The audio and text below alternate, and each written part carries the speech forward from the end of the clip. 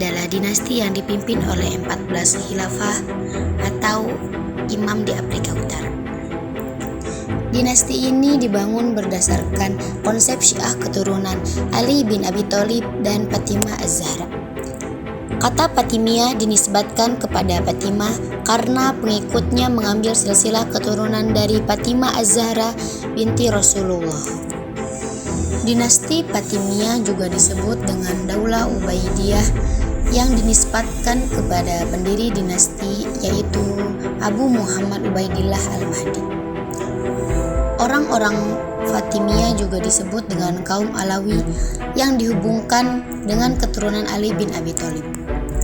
Dinasti ini mengklaim sebagai keturunan garis lurus dari pasangan Ali bin Abi Thalib dan Fatimah binti Rasulullah. Menurut mereka, Al-Mahdi sebagai pendiri dinasti ini merupakan cucu Ismail bin Ja'far As-Shadiq. Sedangkan Ismail merupakan imam Syiah yang ketujuh. Sejarah peradaban Islam telah menuliskan bahwa dinasti Fatimiyah sebagai salah satu dinasti Islam pada abad ke-10, yang mana telah membuat prestasi yang gemilang dalam sejarah peradaban di dunia Islam. Dinasti Fatimiyah yang didirikan oleh Abu Ubaidillah Al-Mahdi, cucu Ismail bin Ja'far As-Shadiq ini tergolong ke dalam pengikut Syiah Ismailiyah. Ismailiyah adalah salah satu sekte Syiah yang mempercayai bahwa Ismail merupakan imam ketujuh setelah Imam Ja'far As-Shadiq.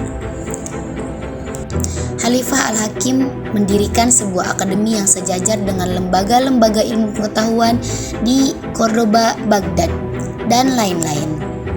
Pada tahun 1005 Masehi, akademi ini diberikan nama Darul Hikmah.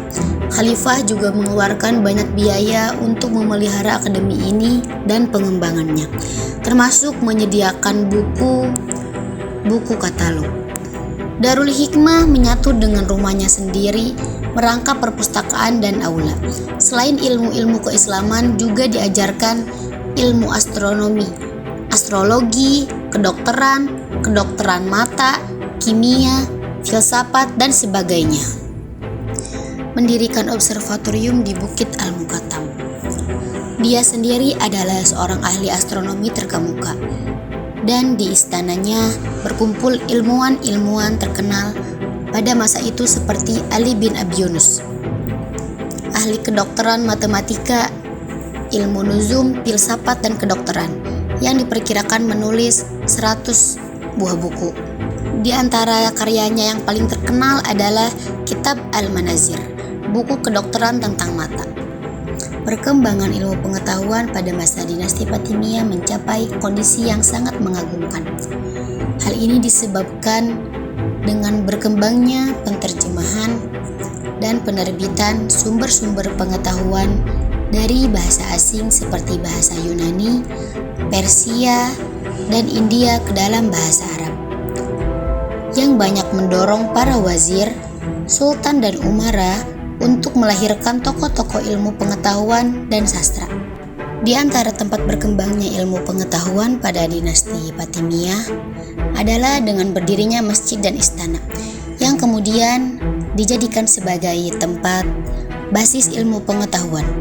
Diceritakan salah satu seorang wazir dinasti ini, Yakub bin Yusuf ibnu Kilis, sangat mencintai ilmu pengetahuan dan seni.